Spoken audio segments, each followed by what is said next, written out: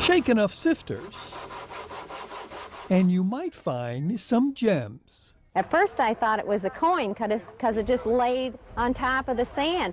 And I gave it a couple more shakes and I realized it was a ring. But you won't always find the truth.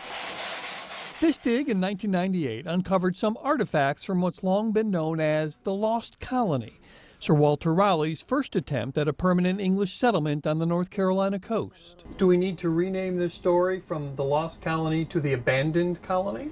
I've been calling them the Abandoned Colony for 20 years. Scott Dawson is the president of the Croatoan Archaeological Society and has not only been part of the excavations over the years. Hatteras Island was home to the Croatoan Indians.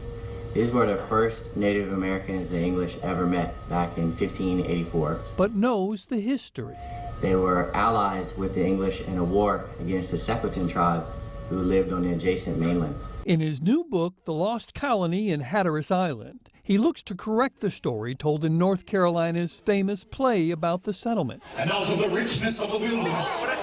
I was just irritated at how it was taught in school about Croatoan being a mystery word on a tree left by the colony. In case you're new to this, in the 1580s, England's Queen Elizabeth gave the land that's now North Carolina to her friend Sir Walter Raleigh, who made a man named John White governor and charged him with beginning a colony on Roanoke Island. In 1587, and the governor leaves to get resupplies and doesn't come back for 3 years. And when he does, all the houses are gone. And the only message is this mysterious word, Croatoan, carved on a tree, which he did instruct them to do before he left. White also told them to carve a cross that looked like this under the message if they left in distress. But there was no cross there, as White wrote in his own first-hand account of his return. Dawson says it made sense that they abandoned their colony, not just because the Croatoans on Hatteras were the ones feeding them, but also because they're surrounded by people that want to kill them. When you're on Roanoke Island, you're constantly going to be raided by the Secwepemc. But do you think they blended in with the Indian populations? I think a lot of them died before that happened.